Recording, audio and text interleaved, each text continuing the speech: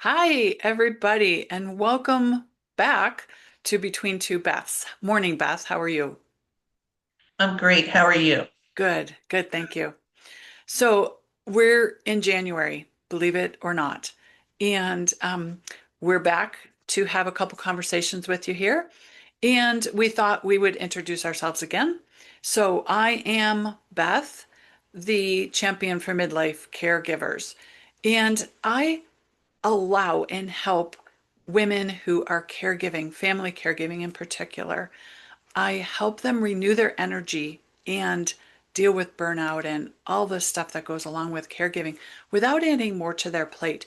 And we do that by redefining what self-care really looks like. We think of self-care as massage days and spa days, but it's really not. It's about how we take care of ourselves and actually make caregiving sustainable.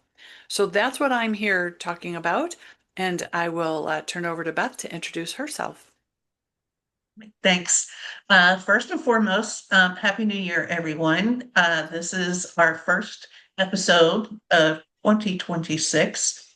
And so if you've been with us and listened before, welcome back. If you're new to Between Two Beths, well, we're happy to have you.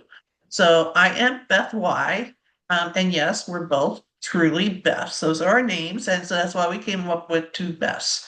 Um, I am a certified life coach. I'm certified transition specialist, and I am newly accredited by the International Coaching Federation. So I now hold an ACC certification. Um, but what I do is I work with widowed people in midlife. And I help people move from existing to fully living again. So I liken it to um, when you first lose your partner or your spouse or somebody important in your life, right? It doesn't necessarily have to be a romantic relationship, but there's the period of time that is what I call, deep grief, right? And so where I step in is once you kind of um, lift your head, the fog has cleared, right? And you start looking at your life and you're ready to take those steps to move forward. But you're now at the point where it's kind of like, now what? How do I get from point A to point B? And so that's kind of where I step in. So, Beth? Nice. Well, and congratulations, Beth. Okay. Yeah, you had a busy holiday season because I knew you were studying and taking that exam. So congratulations. That's amazing for yourself and for the people you help. I know that. So Yes, thank you. you're welcome. So today's conversation, everyone, is about boundaries, and it is called Soft Boundaries for Hard Seasons or for a Hard Season because both caregiving and widowhood, losing a loved one, is extremely difficult and challenging. And boundaries, in and of themselves, are a challenge. Boundaries, in my opinion, aren't viewed very positively, having boundaries, because it kind of puts a mirror and a focus for another person on what maybe they need to do or what they're not doing. So, at any rate, that's our topic for today. And boundaries for caregivers definitely are a part of self-care. There's something that need to be set up.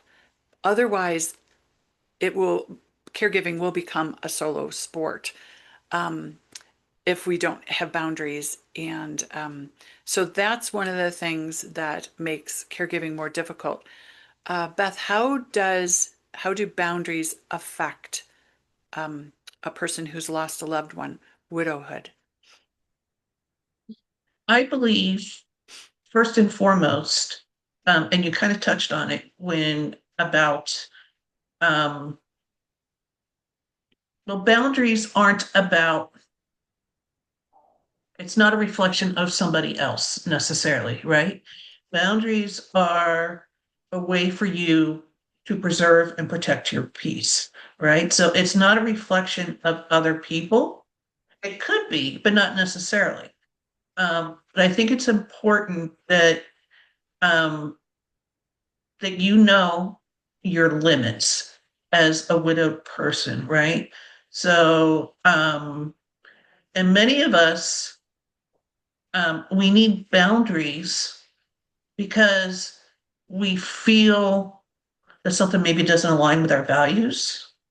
Um, or maybe it's, it depletes your energy, right? Yeah. So you feel it, right? You feel it maybe physically, you feel it in your tummy. That's where I feel it, right? Angst, anxiety, right? But Yes. if something is not aligning with me, and that's when I feel like it's okay to have boundaries and express those boundaries to others without guilt. Yeah. That's huge. That's huge. And you touched on a couple of things. You touched on protection. And I like to think of boundaries as personal permission, protection, and practicality because no one can set the boundary for you. It's yours, and no one can say that it's a wrong boundary to have. It's permission to live your life the way you choose. And in caregiving and in widowhood, we have to decide and know what those boundaries are for ourselves and other times, right? But we're talking Correct. about these times right now. And protection, protecting our life, again, protecting our energy, protecting our peace. And practicality, it's going to be, I can do this now, but I can't do that. It is practically, it's telling someone this is what I'm able to do, this is what I'm not. And the other thing you said is without guilt, because I was trying to think of why is setting boundaries for caregivers so difficult, even more difficult than setting boundaries in general. And I think it's because of guilt. It's because we don't want to disappoint people. We don't want to be mean. We are people pleasers, a lot of us. I shouldn't say we in general, but I am, many people are.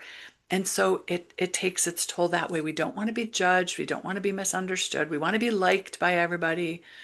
We want to think we can do it all. And so guilt is a huge thing.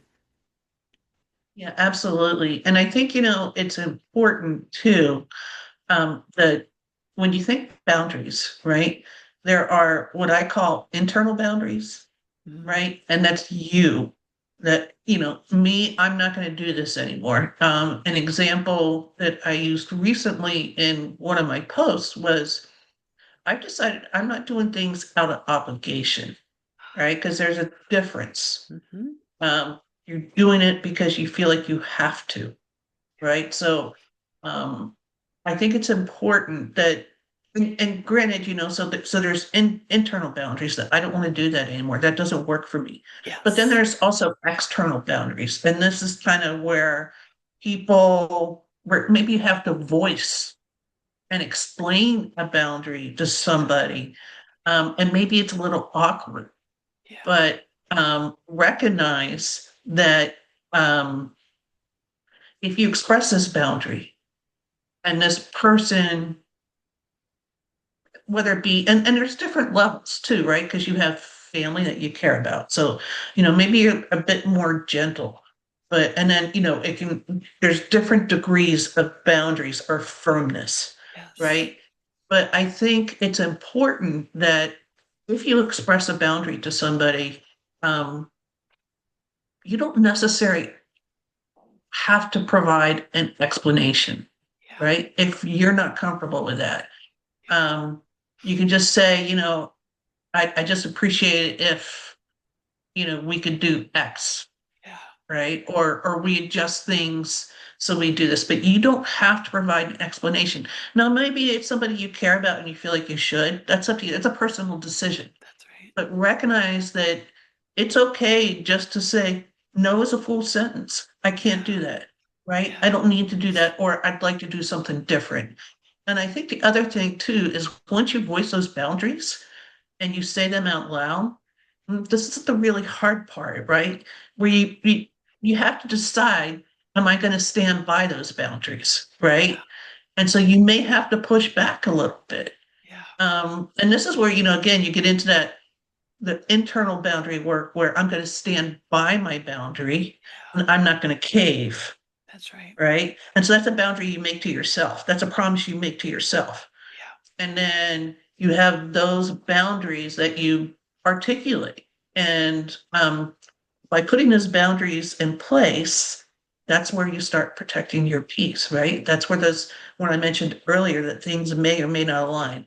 Now, one of the things I saw the other day, and it was a quote, and I'd like to share because it really spoke to me, Yeah. is that you are not here to make others understand you. You are here to understand yourself.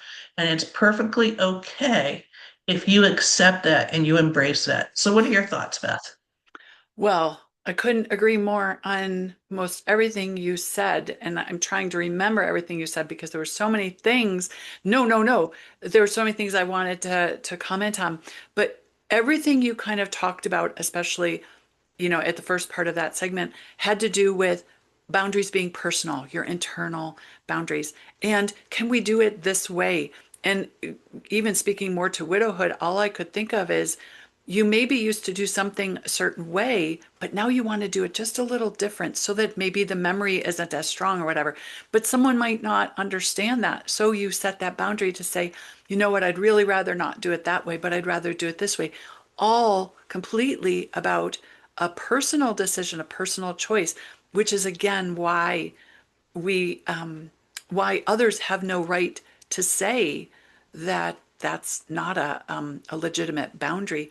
You mentioned saying the word no, and where caregivers are concerned, and maybe women in general, but caregivers feel bad saying no. They feel like a bad person. I actually have a tool in one of the products, the Care for Me toolbox, that talks about how do I say no without feeling like a bad person, right? Because saying no is nothing more than setting a boundary, but that's a struggle for caregivers, especially caregivers, like so many women, feel like they should be able to do it all and feel like it's necessary to do it all, and it's not. No is a full sentence. I love that.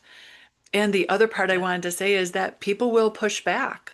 This is another tool I talk about because people don't want to know your boundaries because it might mean they have to do something different. They might have to change a plan. They might have to help in a way that they didn't plan on. It might make them uncomfortable.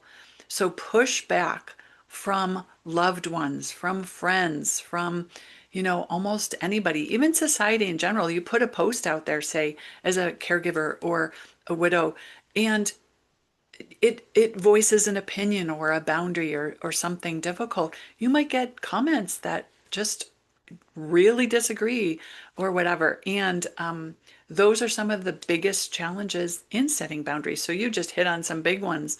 And yeah, that's what I think as far as the challenges, right, of those. The other challenge that I just wanted to bring up quickly about boundaries for caregiving is when there is no other support. For the person who's an only child caring for parents or whatever. And it's still a challenge, even for me, to offer suggestions other than encouragement, other than outside. Visiting angels. We have a place in Red Deer called Better Way Home Care.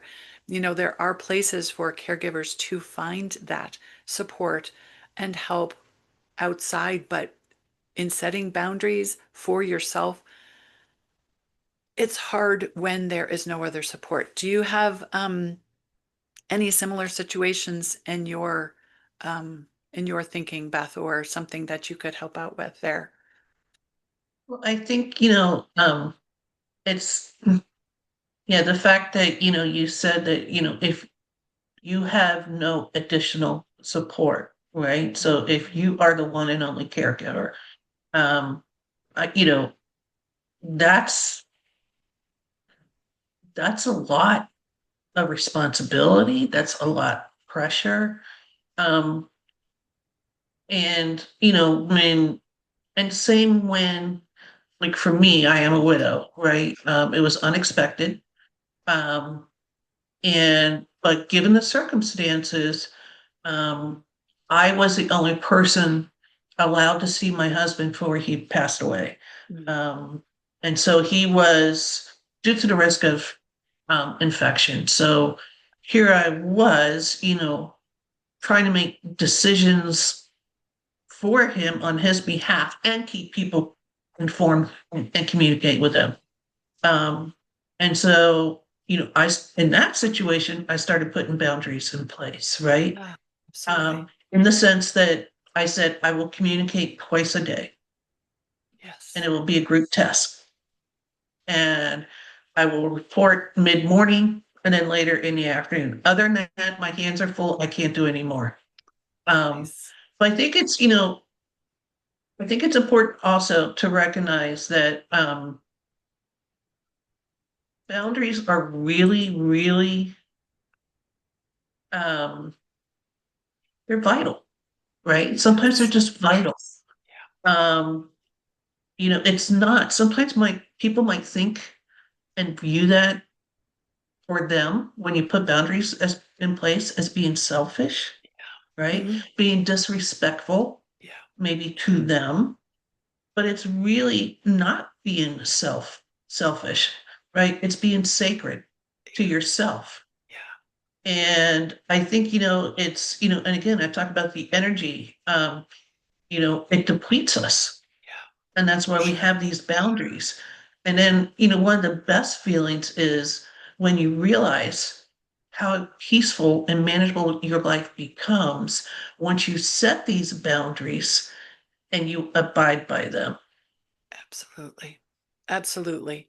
That's awesome. And I see our time is winding down. There was a quote that I had as well, that I wanted to share, and I think it's applicable to either of us too. Boundaries don't fix anything. And I think that's true because our situation is always that's going to be the same. Boundaries don't fix anything, but they change everything, right? We view things differently. We have more energy. We have more peace. We can sit back and say, that felt good. That was Yes. necessary. So I guess what I'd like to say here at the end, and Beth, I'll give you the last word, is if you have any thoughts on boundaries and want to share any feedback on our conversation today, we'd love to hear from you. And we look forward to joining you again. Beth? Yeah. The last thing I will say is, when you put boundaries in place, um, remember to stay rooted in what feels authentic to you. Yeah, And with that, I will wish everybody a happy new year again. And we look forward to seeing you on our next episode. absolutely. Take care, So, Beth. bye, everyone. Bye, Bye, Beth. everyone. Okay.